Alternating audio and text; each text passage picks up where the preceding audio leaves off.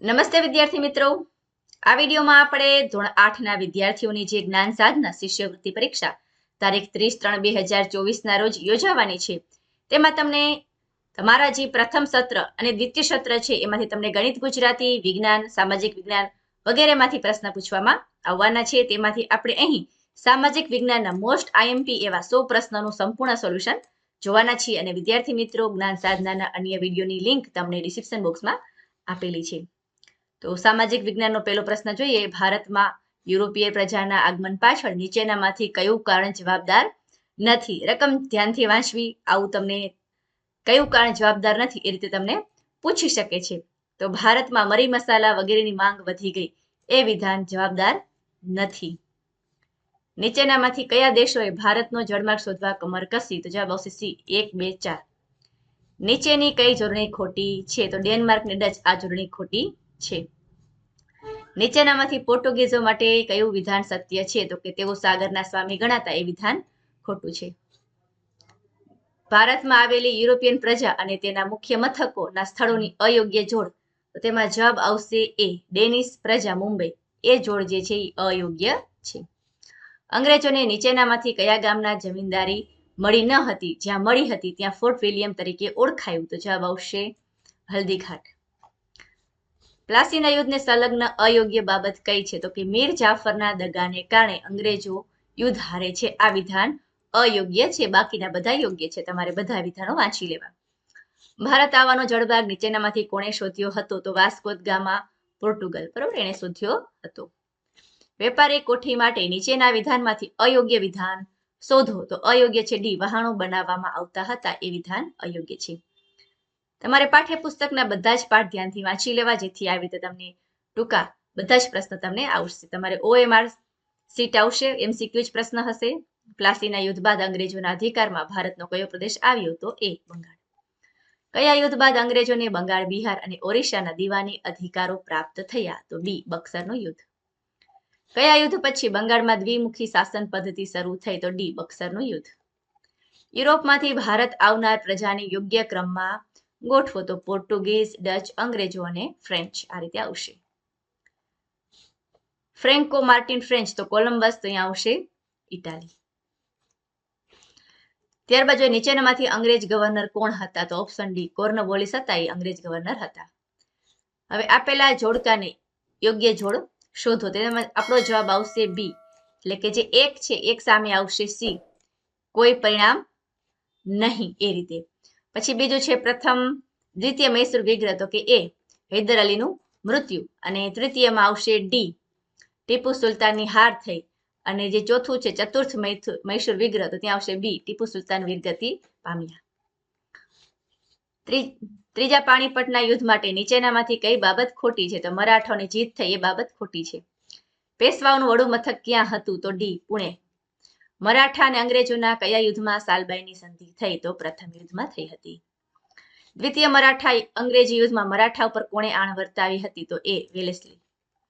ભારતમાં અંગ્રેજોની સત્તા સ્થાપનાનું મુખ્ય લક્ષ્ય નીચેનામાંથી કયું હતું? તો ભારતના ભોગે ઇંગ્લેન્ડને સમૃદ્ધ બનાવવું એ મુખ્ય લક્ષ્ય હતું.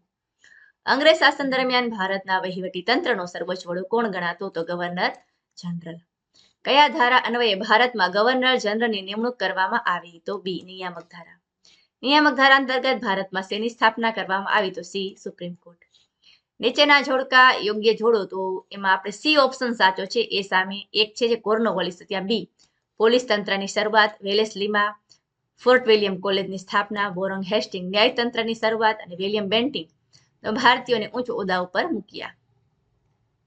નીચેનામાંથી કયા સ્થળોએ વિલિયમ બેન્ટિકે હાઈકોર્ટની સ્થાપના કરી હતી? તો એ દિલ્હી. પ્લાસીના યુદ્ધ બાદ અંગ્રેજોએ મીર જાફરને હટાવીને કોને નવાબ બનાવ્યો? તો સી, મીર કાસિમ.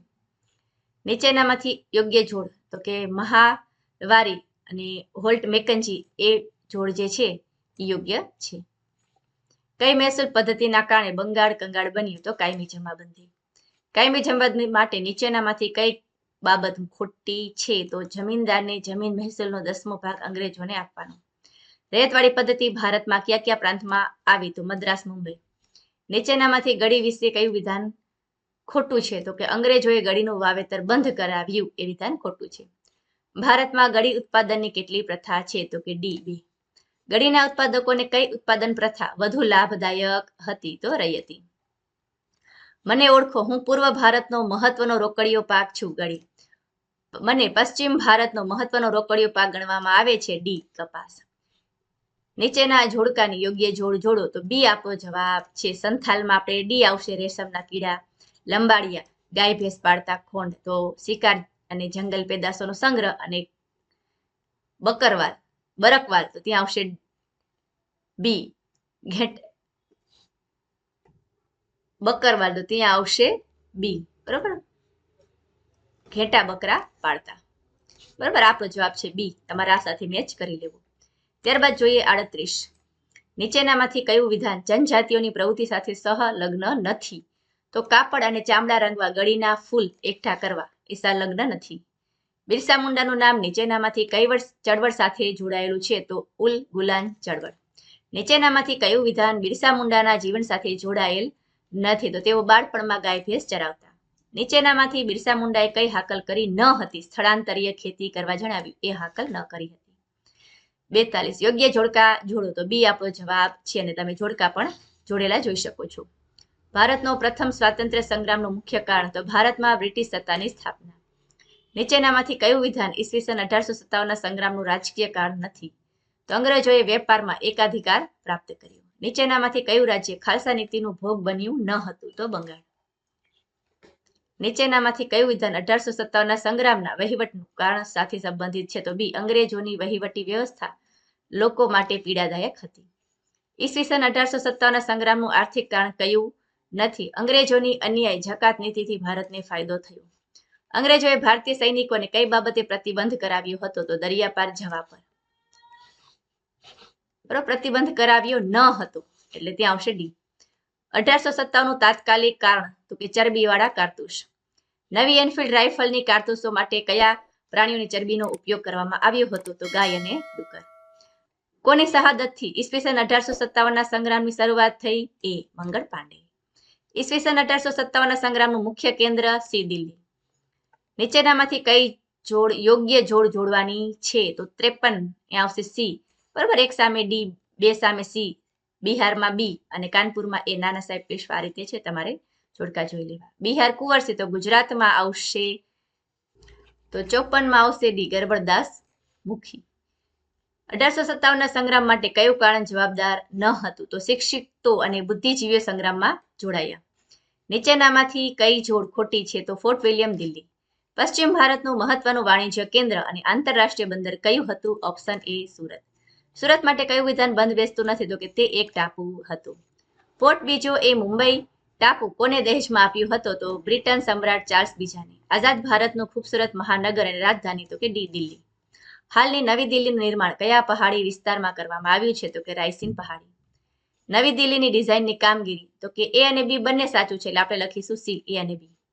નીચેનામાંથી કઈ ઇમારતનો સમાવેશ નવી દિલ્હીમાં થતો નથી? તો લાલ કિલ્લો. ત્યારબાદ જોઈએ ભારતનું વર્તમાન રાષ્ટ્રપતિ ભવન અંગ્રેજ શાસન સમયે કયા નામે ઓળખાતું હતું? તો વાઇસરોય હાઉસ. મને ઓળખો, હું ભારતમાં આવેલ ભવ્ય મસ્જિદોમાંની એક છું, જામા મસ્જિદ. ભારતમાં ઔદ્યોગિક ક્રાંતિની શરૂઆત? તો કે કાપડ ઉદ્યોગથી થઈ હતી.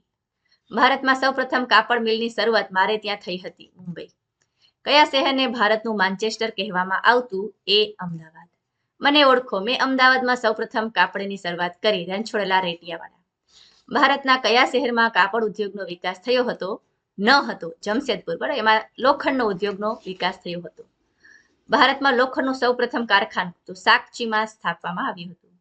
મને ઓળખો, મેં ભારતમાં લોખંડનું સૌપ્રથમ કારખાનું સ્થાપ્યું, જમશેદજી તાતા. કઈ પહાડીઓમાંથી દુનિયાનો ઉત્તમ લોહ અયસ્ક મળી આવે છે? તો રઝારા પહાડી. જમશેદપુર સુવર્ણ રેખા? તો દિલ્હી યમુના. સૌપ્રથમ રેલવે મુંબઈ થાણા? તો સૌપ્રથમ તાલ, મુંબઈથી મદ્રાસ. મને આધુનિક ભારતનો નિર્માતા કહેવામાં આવે છે, ડેલહાઉસી. પશ્ચિમ ભારતમાં કઈ વિદ્યાપીઠો વિશ્વ વિખ્યાત હતી? તો નાલંદા, તક્ષશિલા, વલંભી. તણે હતી લાપેલ તમામ. આર્ય સમાજ દયાનંદ સરસ્વતી, બ્રહ્મો સમાજ રામમોહન રાય. નીચેનામાંથી કોણે ગાંધીજીના કાર્યકર્તા ન હતા? તો સાંઈરામ દવે. ગાંધીજી ગુજરાત વિદ્યાપીઠ? તો રવિન્દ્રનાથ શાંતિ નિકેતન. અંગ્રેજોના આગમન સમયે ભારતમાં શિક્ષણની સંસ્થાઓ કયા નામે ઓળખાતી? તો એ બી સી આપેલ તમામ ત્રણે સાચું છે. અંગ્રેજોના આગમન સમયે ભારતમાં અપાતા શિક્ષણ માટે કયું વિધાન બંધ બેસતું નથી? તો વિદ્યાર્થીઓ અલગ અલગ ધોરણમાં બેસતા. યોગ્ય જોડ જોડો, તો એમાં આપણો જવાબ છે બી. બરાબર, તમને જોડકા પણ જોડીને સામે લખેલા છે. નીચેનામાંથી વિધાન હન્ટર કમિશનની ભલામણોથી જુદું પડે છે? તો માધ્યમિક કક્ષા સુધીનું શિક્ષણ માતૃભાષામાં આપવું એ જુદું પડે છે. મેં અંગ્રેજ સરકારને ફરજિયાત પ્રાથમિક શિક્ષણનો કાયદો ઘડવાનું સૂચન કર્યું. ગોપાલ કૃષ્ણ ગોખલે. 86મું જોડકું છે, જવાબ આવશે એ. બરોબર, તમે જોડકા જોઈ શકો છો. એક સામે બી છે, પછી ડી, પછી એ અને છેલ્લે સી. આ રીતે જવાબ છે. કઈ ભલામણમાં ચાર્લ્સ વુડે કરી હતી? તો દરેક તાલુકામાં માધ્યમિક અને જિલ્લામાં પ્રાથમિક શાળા સ્થાપવી એ ભલામણ ચાર્લ્સ વુડે કરી નથી. ભારતના કયા શહેરોમાં સૌપ્રથમ યુનિવર્સિટીની સ્થાપના થઈ? તો આપેલ તમામ. નીચેનામાંથી કઈ જોડ ખોટી? તો કે દેહરાદૂન અવકાશ વિશ્વન સંશોધન કેન્દ્ર એ ખોટું છે. નીચેનામાંથી કયા સમાજ સુધારકો બ્રહ્મ સમાજ સાથે જોડાયેલ નથી? તો દયાનંદ સરસ્વતી. અમદાવાદમાં હરકુંવર શેઠાણીએ કયા નામે કન્યા શાળાઓની શરૂઆત કરી? તો છોડીઓની નિશાળ. દયાનંદ સરસ્વતી એલ્વો વૈદિક કોલેજ, તો સ્વામી શ્રદ્ધાનંદ કાગડી ગુરુકુળ. ગોવિંદ રાનડે રમાબાઈ રાનડે, તો જ્યોતિરામ ફૂલે, તો ત્યાં આવશે સાવિત્રીબાઈ. 94. ગોંડલના કયા રાજાએ કન્યાઓ માટે મફત ફરજિયાત સાર્વત્રિક શિક્ષણની શરૂઆત કરી? તો ભગતસિંહજી. ભારતની શિક્ષણ પ્રણાલીને ટકાવી રાખવા ગાંધીજીએ કયા શૈક્ષણિક વિચારો અમલમાં મૂક્યા? તો તમામ. એબીસી ત્રણે એટલે તમામ. મહાત્મા ગાંધીના કેળવણી વિષયક વિચારો કયા પુસ્તકોમાંથી જાણવા મળશે નહીં? તો ગીતાંજલિ. રવિન્દ્રનાથ ટાગોરને કયા સાહિત્યની રચના માટે નોબેલ પુરસ્કાર મળ્યો? ગીતાંજલિ. કઈ જોડ ખોટી છે? તો કે ગાંધીજી બાળકીને દૂધ પીતી કરવી એ જોડ ખોટી. સતી પ્રથા વિરુદ્ધ કાયદો વિલિયમ બેન્ટિંગ, તો વિધવા પુનઃ વિવાહ ડેલહાઉસી. માનવ ધર્મ સભા દુર્ગારામ મહેતા, તો રામકૃષ્ણ મિશન સ્વામી વિવેકાનંદ. તો વિદ્યાર્થી મિત્રો, આ હતા મોસ્ટ આઈએમપી એવા 100 પ્રશ્નો.